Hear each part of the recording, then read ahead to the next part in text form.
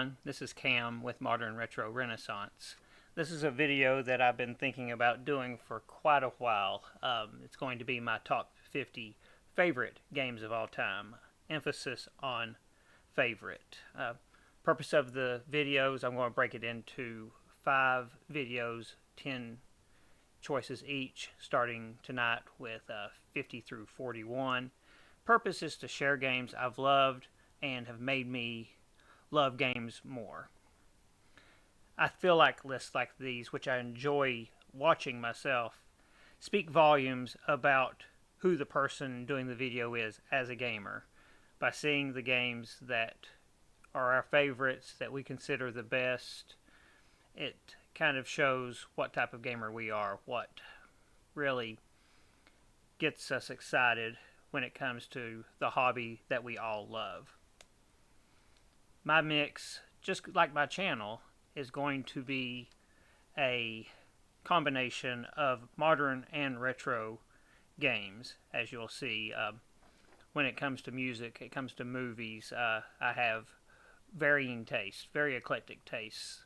A little bit of everything. You're going to see a few developers, publishers, more than once on this list, as most people do in their top 50. I'm sure you would notice. As with most of these lists, and this list in particular, this is not me trying to say these are the 50 best games ever made. They are just the 50 games currently that I would consider my favorites of all time. So that we don't go for 3 hours of me talking about these 10 games as I could, I'll go ahead and jump straight to number 50. Number 50 is ESPN NFL 2K5. This is the game that I like to refer to as the Madden Killer. It's made by Sega, like all the 2K sports games were. It was released in 2004. This is the game that was so good that EA knew they could not compete. So instead, they just bought the right to NFL football games. It scared them so much that they did not want to see an NFL 2K6. This is, in my opinion, the best football game ever made. At least simulation football game. Some people would argue, and probably me on some days, that some of the Tecmo Bowls probably were more fun. But for this list, I've got to choose this, if for no other reason than 2 things. It has the best running game that I've ever seen in a simulation football game, and the day that it released, it only cost $20. Yes, that's right. Instead of $50 or $60 like your normal football game of that time, only $20. If not for no other reason, that gives it number 50 on my list. Number 49, and this game is unique because it's the only game on the list that you're going to see that was a mobile type game. I've only ever played this game on the iPad, and it is Hearthstone. Hearthstone is made by Blizzard, a company that you're going to see on the list more than once over the next 50 games. It was released in 2014. This is an online card battle game. My claim to fame, or what I pride myself in with this game, is it does have a pay-to-win model where you can use money to purchase packs of cards and get better cards, which makes the game easier. I've put hundreds of hours into this game, and I've never spent a penny on it. And to toot my own horn, there was a point where I was pretty daggone good at it. The game's all about building a deck and choosing cards that give you a synergy of cards so that when you play them together, the results of the cards together is greater than the individual parts. If you've never played Hearthstone, it's free. I recommend giving it a try if you like card-based games. Number 48, Mario Kart Double Dash, obviously by Nintendo, released in 2003. This is a unique Mario Kart because it's the only one that ever had the dual kart rider setup. In my opinion, it is the second best Mario Kart game ever made. In a future video, you will hear my opinions on the first best Mario Kart game ever made. We played this game way too much when I was in college, when we should have probably been studying, doing things a little bit more valuable to the amount of money we were spending on tuition. But so many nights we would have 4 wave birds going, playing 2 versus 2 Mario Kart Double Dash. I still hope that the next Mario Kart that comes out will have the dual kart mechanic in it. Only time will tell. Number 47, another GameCube game, Super Monkey Ball 2, made by Sega, released in 2002.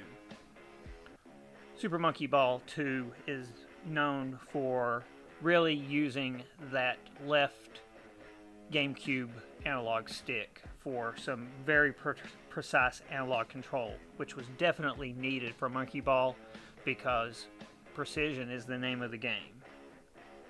It has that Sega arcade charm that we all know and love.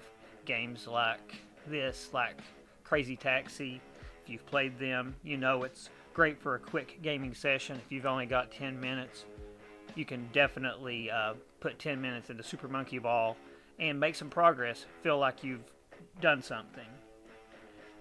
Very few feelings in gaming better than shaving a 100th of a second off of your time on one of the levels of Super Monkey Ball after you've tried for the 500th time to get that time down just a little bit.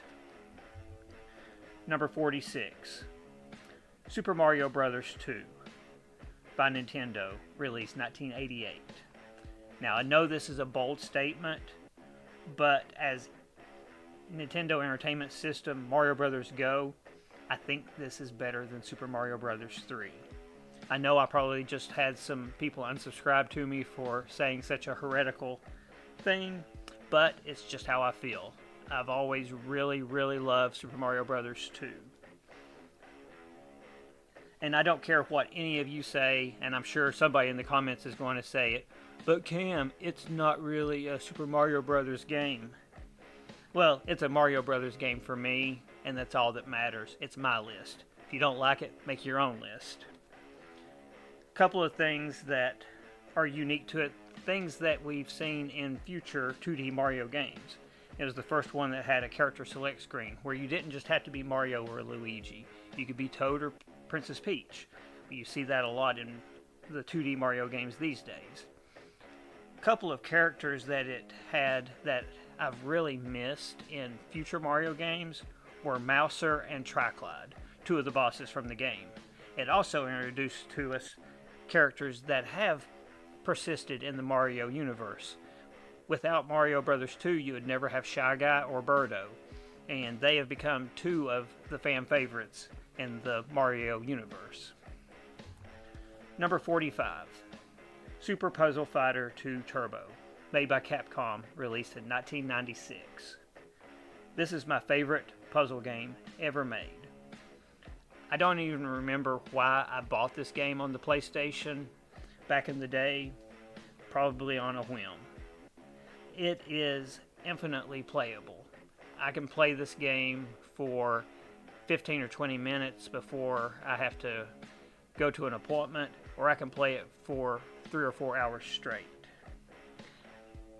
It is so satisfying to drop a screen full of gems on your opponent in this game with that flashing super move going on with the chibi character in the background.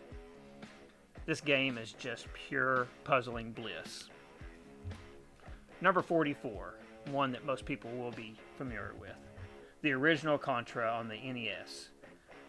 Made by Konami, released in 1987.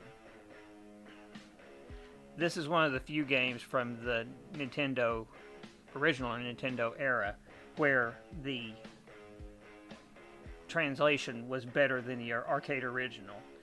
To be honest, I'm not a huge fan of the arcade Contra. I know a lot of people refer to up, up, down, down, left, right, BA start as the Konami code, It will always be known as the Contra code to me because I knew it as the Contra code long before I ever heard the term Konami code.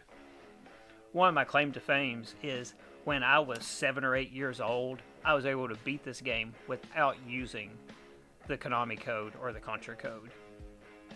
And that is quite the accomplishment because this game is Nintendo hard.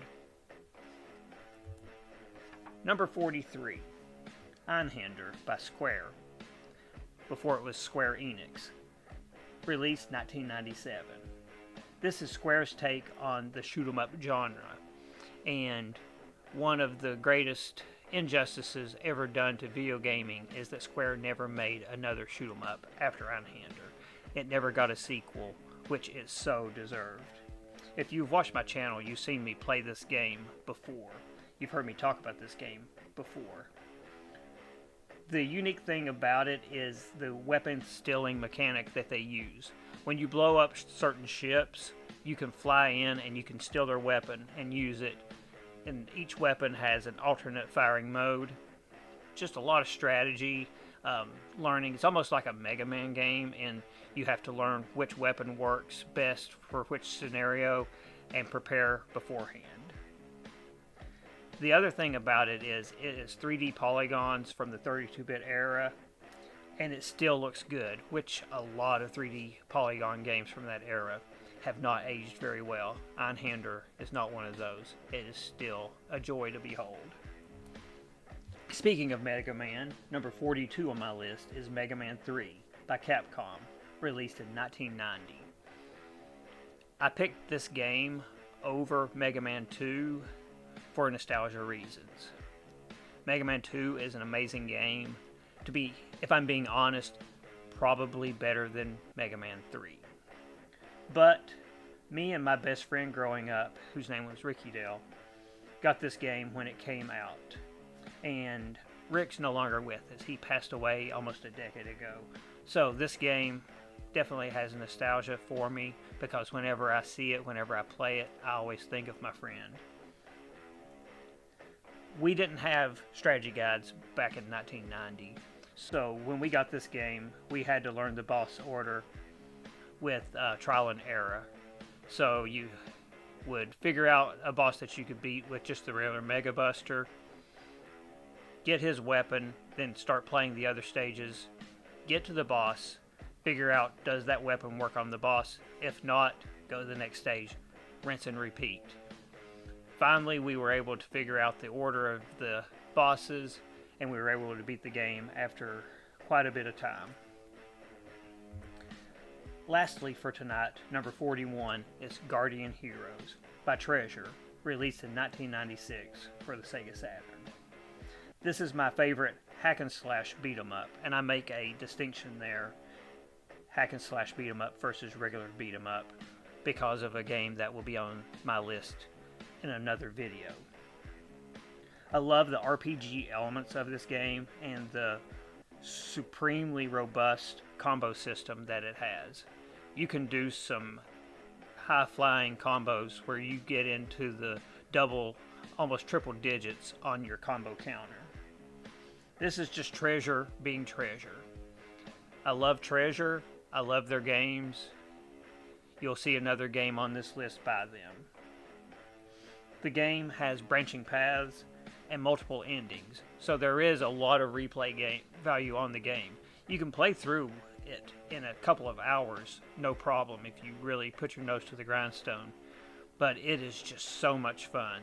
Once again, if you've watched my videos, you've seen me play this on my channel.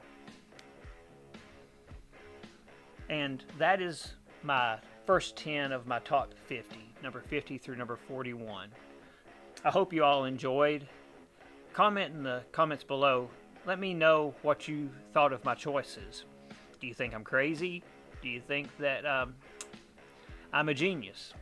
I would love to have your comments. I'd love to know what you think some of your favorite games ever are. Your number 50 through number 41, per se. Until next time, guys, as always, be modern, be retro, be modern retro.